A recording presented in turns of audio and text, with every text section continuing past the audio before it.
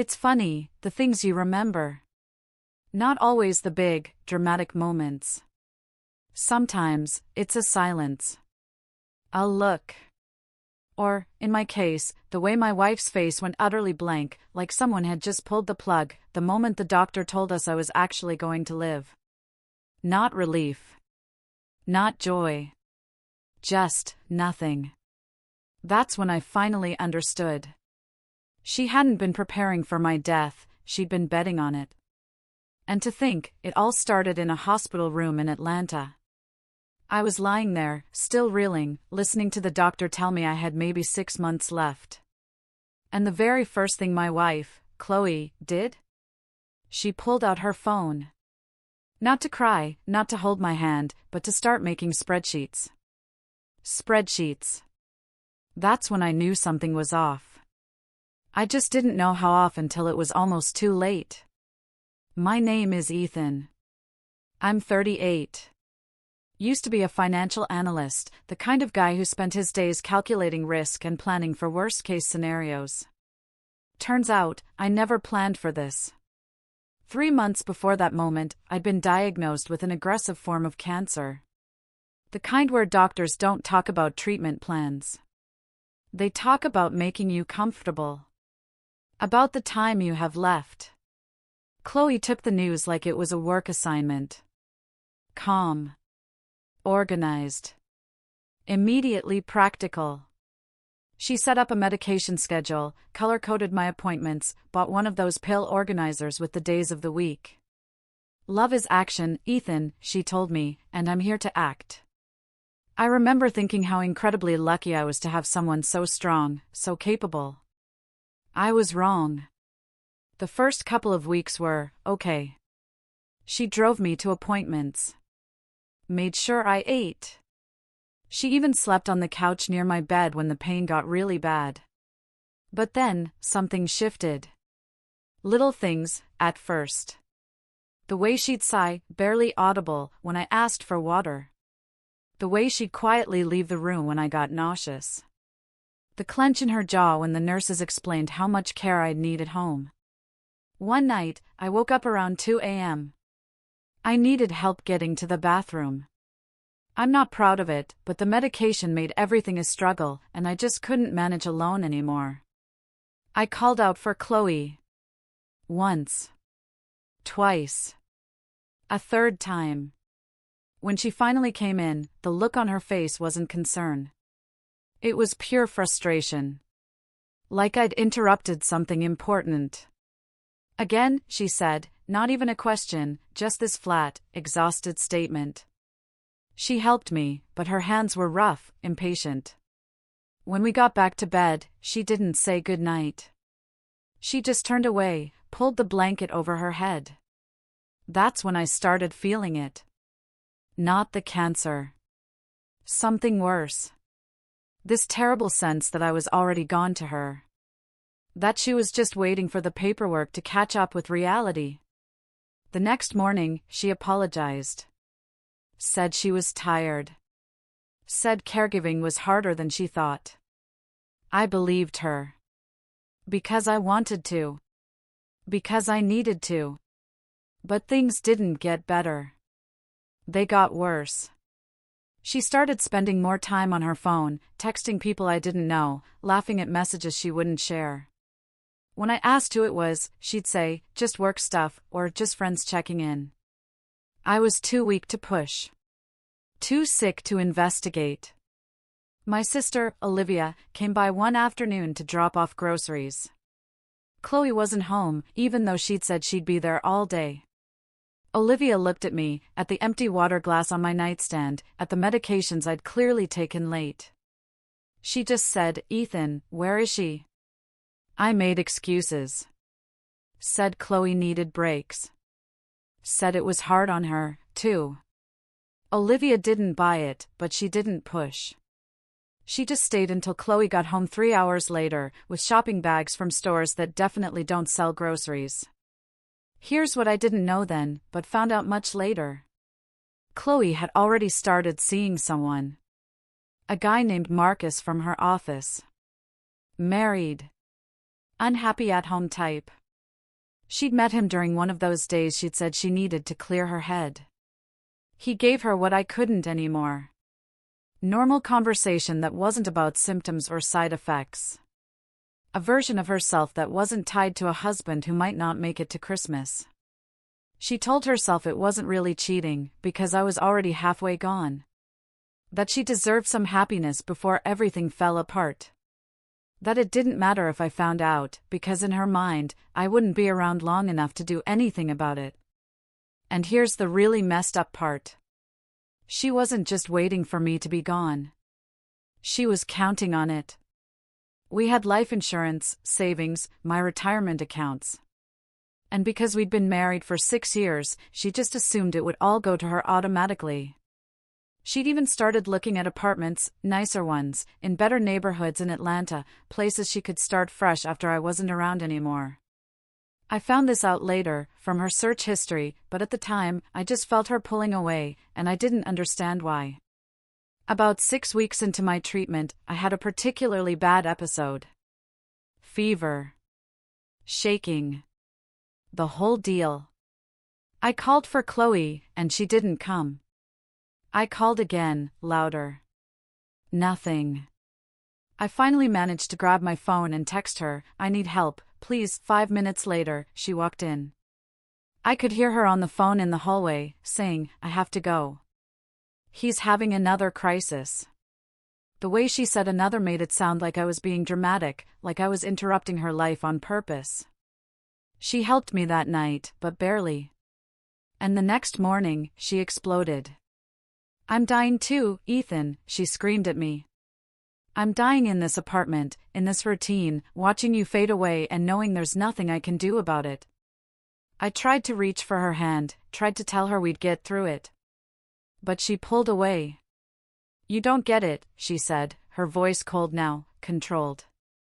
"I can't be the person you need me to be. I just can't." That conversation should have been a wake-up call, but I was too deep in my own situation to see what was really happening. I thought she was processing grief, dealing with anticipatory loss, all the things the support group pamphlets talked about. I didn't realize she'd already moved on. That she was building a life that didn't include me. That she was just waiting for nature to take its course so she could collect everything and leave without the mess of divorce. But then something happened that nobody expected. Not me, not Chloe, not even my doctors. I started getting better. It wasn't a miracle cure. It was an experimental treatment, a clinical trial my sister Olivia had found and basically forced me to try. The first few weeks, nothing changed. But then my energy started coming back. The pain got manageable. My test results started showing improvement. My oncologist used words like unexpected response and remarkable progress. Chloe didn't celebrate. She barely reacted. When the doctor said I might actually beat this thing, might get years instead of months, her face went blank. "That's great," she said, flat, emotionless. Like I'd told her we were having chicken for dinner. On the drive home, she was silent, gripping the steering wheel too hard. And I knew something was very wrong. That night, I heard her crying in the bathroom.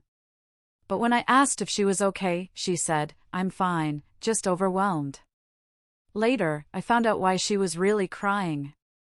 Because her plan had fallen apart. Because I wasn't going to be gone and leave her everything.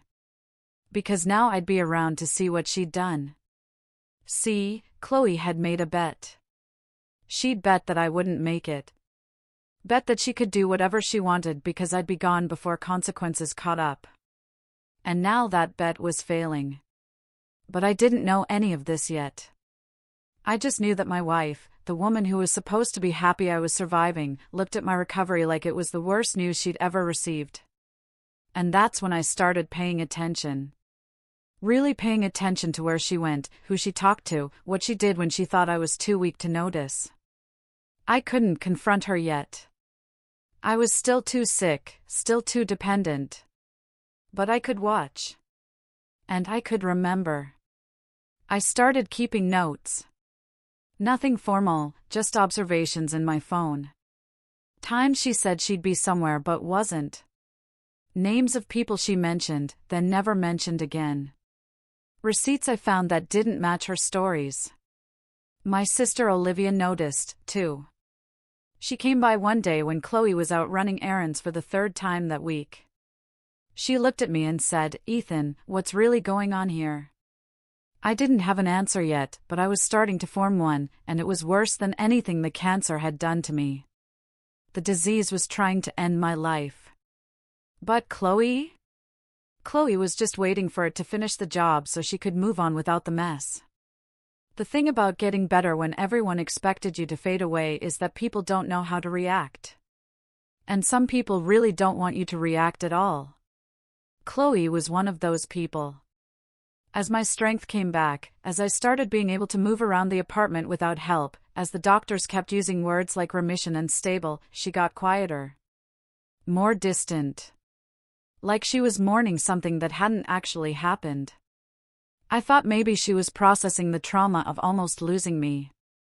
But I was wrong about that, too. About 2 weeks after my first clear scan, I was feeling good enough to do something I hadn't done in months. I cleaned up. Not deep cleaning, just picking up around the living room. Organizing the medication bottles I didn't need anymore. And that's when I found Chloe's iPad under a stack of magazines. It was unlocked. Open to her messages. I'm not proud of this, but I looked. I wish I hadn't, but I did. The first conversation was with someone named Marcus. It took me maybe 3 messages to understand what I was reading. Messages about meeting up, about how being together was the only time she felt alive, about his wife getting suspicious and needing to be more careful. I felt my hands start shaking, not from the medication this time, but from pure adrenaline. I scrolled up. Weeks and weeks of messages. Plans to meet. Complaints about me, about how hard it was watching me fade, and how she needed this to get through it. Then I found another conversation. Different name, Noah. This one was from a dating app. I could tell from the tone, casual, transactional. Meeting at hotels.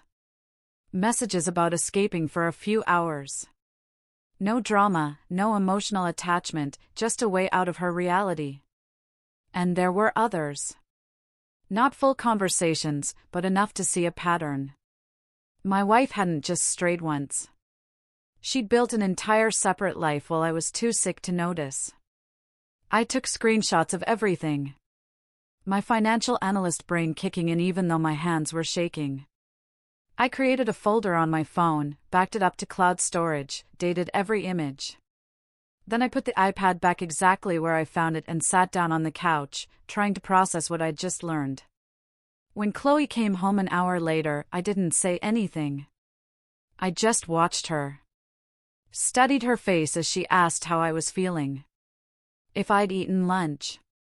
Normal spouse questions delivered in a voice that now sounded completely hollow to me. That night, I couldn't sleep. So I did what any risk analyst would do. I started gathering more data.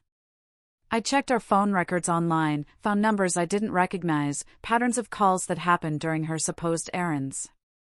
I looked at credit card statements, saw charges at restaurants in neighborhoods in Atlanta she'd never mentioned visiting. Hotel parking fees on days she claimed she was at her mother's place. The more I looked, the worse it got, and the clearer the picture became. Chloe hadn't just been unfaithful. She'd been systematic about it. Calculated. And she'd done it all while believing I wouldn't be around long enough to find out or do anything about it. My sister Olivia came by a few days later, took one look at me, and knew something had changed. I showed her everything. Every screenshot, every statement, every piece of evidence I'd collected. Olivia's face went from shocked to furious to something colder, more focused. She told me I needed a lawyer. That I needed to protect my assets before Chloe knew I knew. She was right, but I wasn't ready yet. I needed more time. More strength. More proof. The breakthrough came about 3 weeks later when Chloe made a mistake. She left her phone on the bathroom counter while she was in the shower, and it buzzed with a message. I glanced at it, couldn't help myself, and saw a preview from Marcus asking if I suspected anything.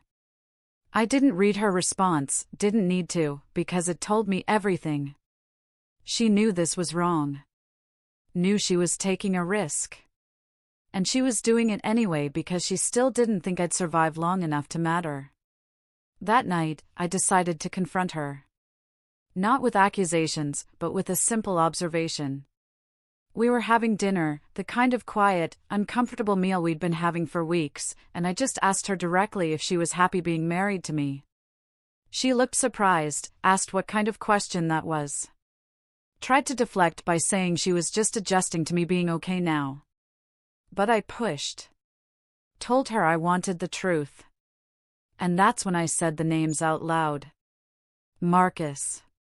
Noah. Whoever else there was. The color drained from her face, then came back as anger. She didn't deny it. Didn't apologize. Instead, she got defensive, asking if I'd gone through her phone. I told her it was her iPad, that she'd left it unlocked. And the conversation shifted from her actions to my discovery, like I was the one who'd done something wrong. Then she said something I'll never forget. Something that revealed exactly how she'd been thinking this whole time. You want to talk about this now? After everything I did for you? I looked at her, really looked at her, and asked what exactly she'd done. Because from where I was sitting, she'd checked out after about 6 weeks, and spent the rest of the time building a life that didn't include me. She insisted she'd been there every day. But I told her the truth.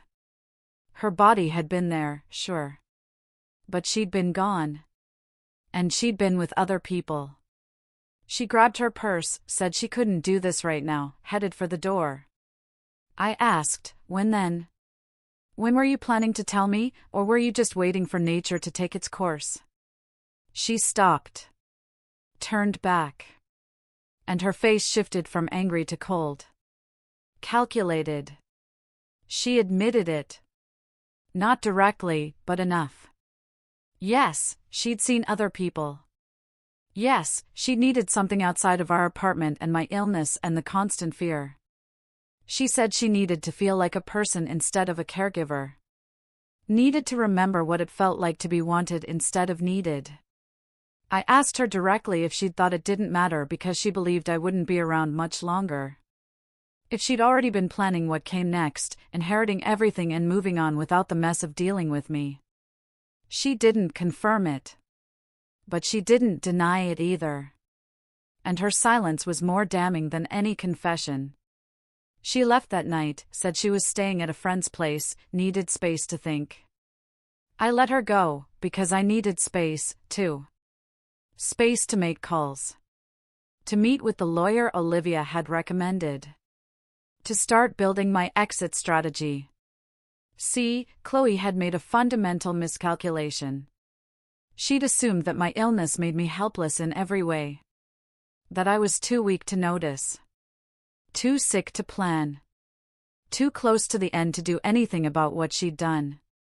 But I wasn't weak anymore. And I wasn't helpless. And I definitely wasn't done. Over the next few weeks, while Chloe thought we were taking a break and figuring things out, I was doing something else entirely. I was dismantling the future she'd built in her head, the one where I wasn't around and everything we'd accumulated together became hers by default. I met with my lawyer, reviewed our prenup. Yeah, we had one. I was a financial analyst, of course we had one.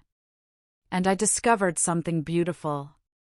It had an infidelity clause that Chloe had barely glanced at when she signed it 6 years ago. I gathered every piece of evidence, organized it, documented it, built a case that would make any divorce attorney weep with joy. I contacted my insurance company, my retirement fund managers, changed beneficiaries, updated my will.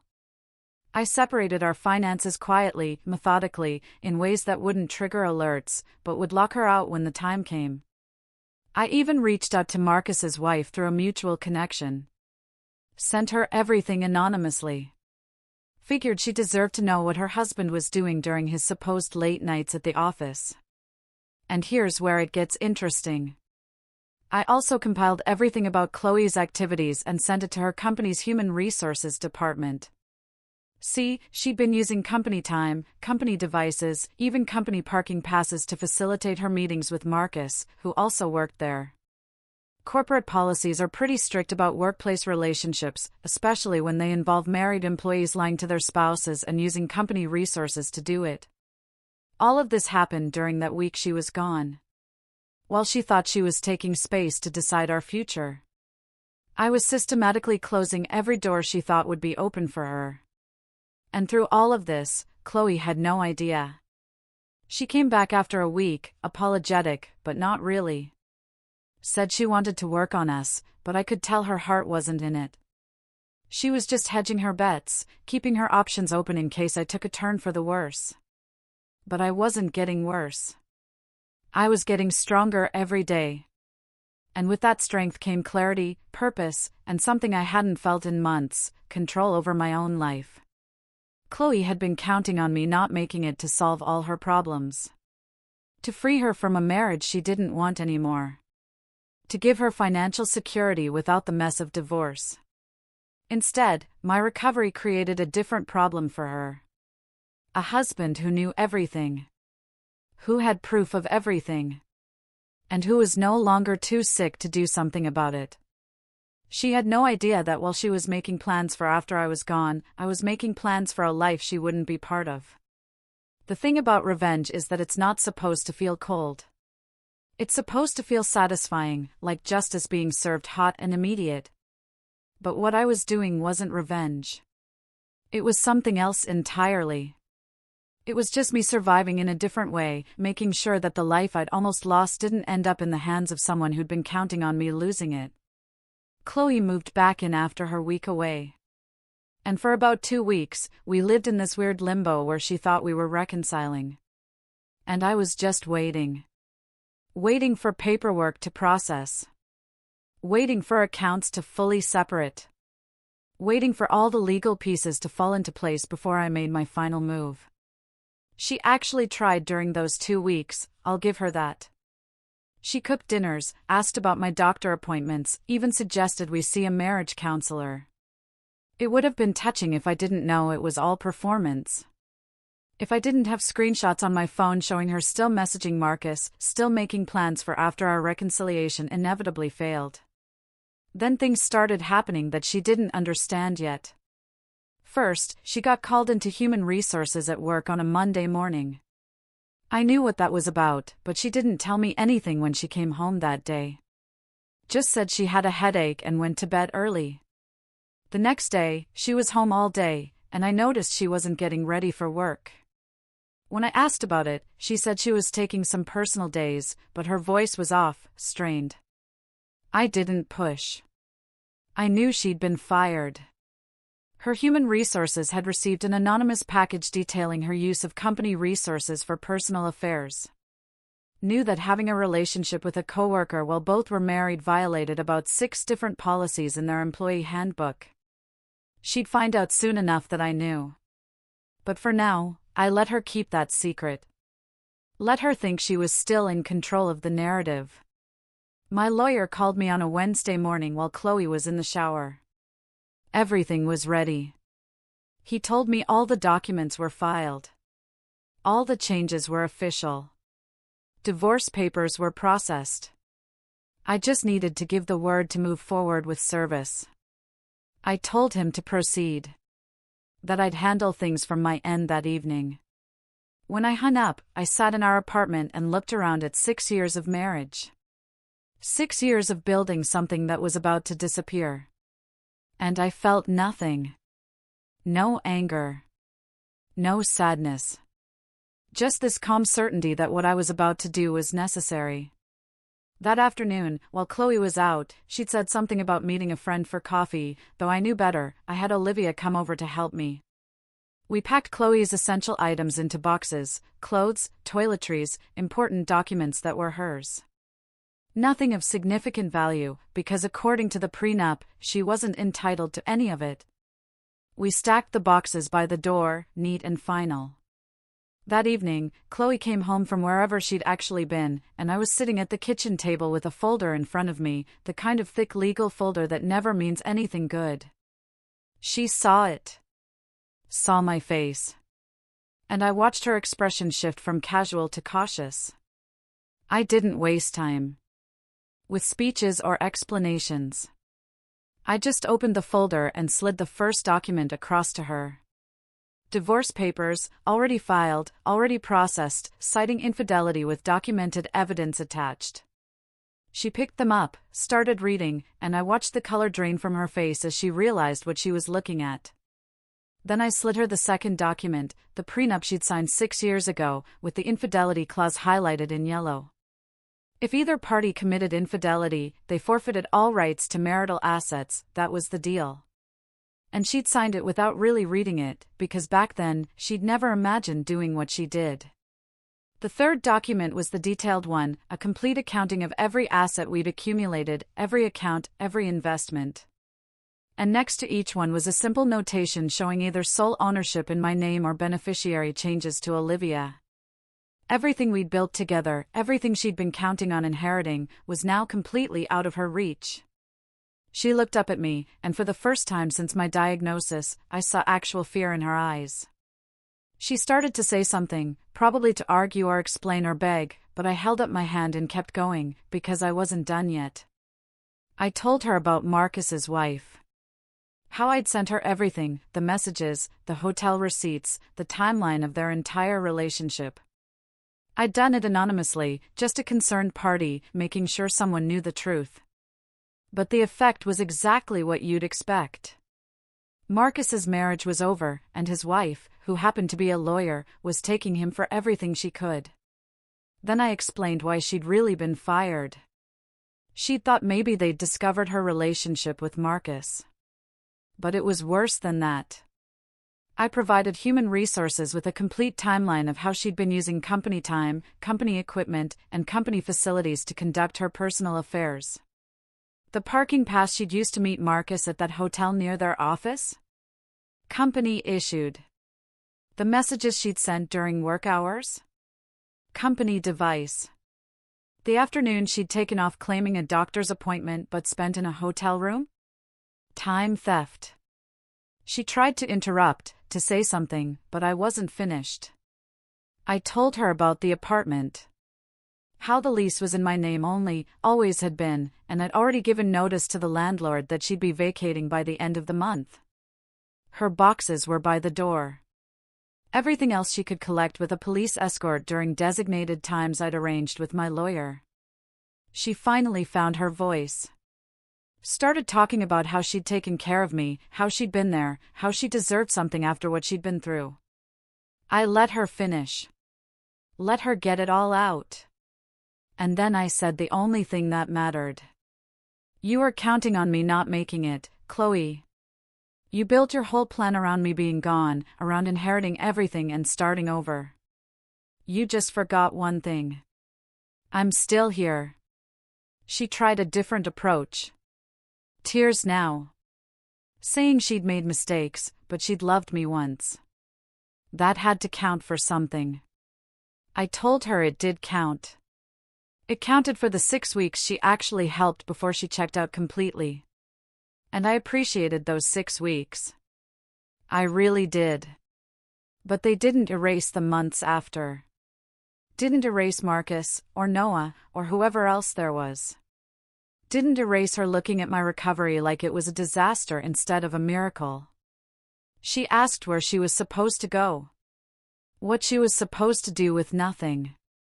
I reminded her that nothing was exactly what the prenup promised if she cheated. That she'd agreed to those terms. That this wasn't me being cruel. This was just the consequences of her own choices finally catching up. I suggested she could stay with one of the men she'd been seeing. Maybe they'd help her get back on her feet. Though I doubted it, since they'd only been interested when the relationship came with no strings and no consequences. She grabbed her purse, her phone. Looked at the boxes by the door like she couldn't believe this was happening. She turned back one last time and said something about me being vindictive. About me destroying her life because I couldn't handle the truth. I looked at her, really looked at her, and said the last thing I'd ever say to my wife. I didn't destroy your life, Chloe. I just survived mine. You made your choices based on me not being here to see them. That's not my fault. She left. Didn't take the boxes. Just walked out like she was going to come back later and find this was all some kind of sick joke. But it wasn't a joke. And she wasn't coming back. And over the next few days, the reality set in for her. Blocked credit cards, frozen accounts, locked out of everything we'd shared. She tried calling, texting, even showed up at the apartment once, but I'd changed the locks and had Olivia there with me. We didn't answer the door. Just let her stand in the hallway until she finally left. My sister Olivia came by the day after that final visit, helped me donate the things in those boxes that Chloe had never collected. We didn't talk much, just worked in silence. And when we were done, Olivia looked at me and asked if I felt better. I told her the truth. I didn't feel better, but I didn't feel worse either. I just felt like I'd closed a door that should have been closed months ago. Like I'd finally stopped letting someone hurt me just because I'd been too weak to stop them. 3 months later, I heard through mutual friends that Chloe was living with her mother in Atlanta, working retail, trying to put her life back together. Marcus had gotten divorced, lost custody of his kids. Last I heard, he'd moved to a different state, trying to start over. Noah had apparently never been more than a stranger to her anyway, so he just disappeared back into whatever dating app he'd come from. As for me, I'm still here. Still in remission. Still rebuilding my life one day at a time. I don't think about Chloe much anymore. Don't wonder if I was too harsh, or if I should have given her another chance. She made a bet on my ending. Planned her future around my absence. And when that bet failed, she lost everything. That's not revenge. That's not even justice. That's just what happens when you build your life on someone else's grave before they're actually in it. What would you have done if you were in my shoes?